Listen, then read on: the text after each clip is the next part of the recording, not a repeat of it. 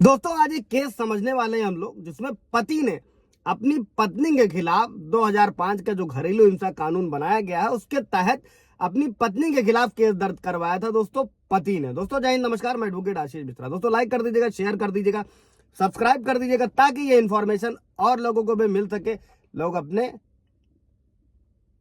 न्याय के लिए लड़ सके। दोस्तों अभी केस को समझते हैं। चूंकि केस पति ने दर्ज करवाया था दोस्तों, इसीलिए मामले में पत्नी को आरोपी बनाया गया था। दोस्तों ट्रायल कोर्ट में इस मामले की सुनवाई चल रही थी और इसी सुनवाई पर रोक लगाने की जो मांग महिला द्वारा की गई थी या पत्नी द्वारा की गई थी, उसने दिल्ली हाई कोर्ट में याचिका दायर करी थी दोस्तों। और पत्नी ने दलील दी थी कि जो घरेलू हिंसा कानून के तहत किसी महिला को आरोपी नहीं बनाया जा सकता है। और इस पूरे मामले के बाद घरेलू हिंसा कानून के बारे में जानना जरूरी है दोस्तों आप लोगों के लिए। आखिर क्यों इसके तहत किसी महिला को आरोपी नहीं बनाया जा सकता है? एक महिला क्या ये कानून को अधिकार देता है? घरेलू हिंसा कानून के तहत महिला को आरोपी बनाने वाले मामले की सुनवाई पर दिल्ली हाई कोर्ट ने रोक लगा दी थी दोस्तों। चूंकि महिला ने दिल्ली हाई कोर्ट में घरेलू हिंसा के मामले में आरोपी शब्द को चुनौती दी थी दोस्तों। अभी केस क्या था दोस्तों कि एक महिला को घर के भीतर होने वाली किसी भी हिंसा से बचाने के लिए 2005 में घरेलू हिंसा का कानून लाया गया था दोस्तों। और इस कानून के दायरे में वो सभी महिलाएं आती हैं जो किसी घर में, साझे घर में, माँ, बहन, बेटी, विधवा, कोई भी हो सकता है, लिव इन रिलेशनशिप में रहने वाली महिलाओं को भी इसमें शामिल किया गया है दोस्तों।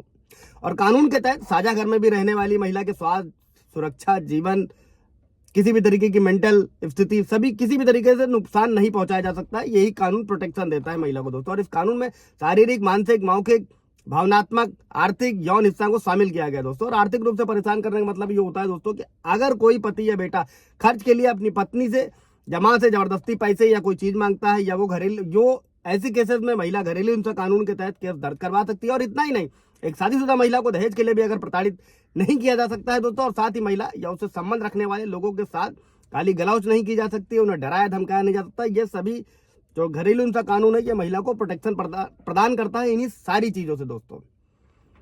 क्योंकि ये धारा कहती है दोस्तों कि पीड़ित सिर्फ कोई महिला या लड़की हो सकती है। और इस कानून के तहत किसी भी बालिग पुरुष के खिलाफ भी शिकायत की जा सकती है जिसके साथ महिला का घरेलू हिंसा का संबंध हो दोस्तों। चाहे वो पति हो सकता है, पिता हो सकता है, भाई हो सकता है, कोई रिश्तेदार हो सकता है। और इस कानून के तहत पुरुष और महिला दोनों ही रिश्तेदार शामिल होते हैं दोस्तों। ऐसे में समझिएगा कि अगर कोई महिला ससुराल में घरेलू हिंसा का शिकार हो रही है तो पति के साथ साथ ससुर, पति की बहन के खिलाफ भी शिकायत दर्ज करवा सकती है दोस्तों।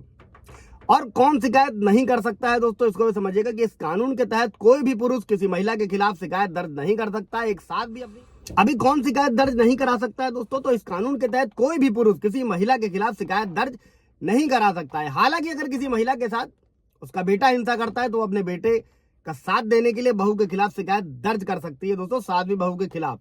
ठीक है दोस्तों। इसी के बाद में क्या है, इस कानून के तहत मजिस्ट्रेट कोर्ट जो होता है दोस्तों वो आदेश जारी करते हैं। इसमें कई तरीके के आदेश होते हैं।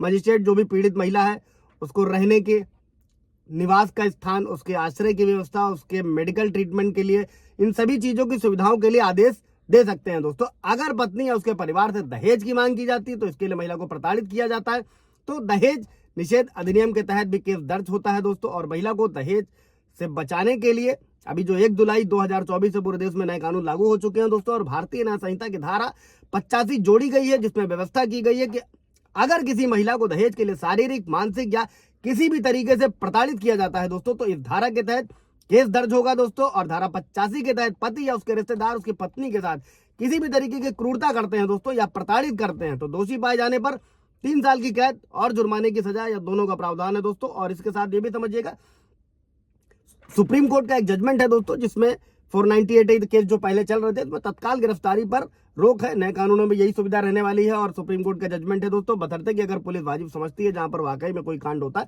वहां पर गिरफ्तारी भी की जा सकती है दोस्तों, बशर्ते कि उसके लिए रिटर्न में परमिशन होनी चाहिए दोस्तों। कोई सवाल जवाब होगा इससे रिलेटेड तो पूछ लीजिएगा। Thank you.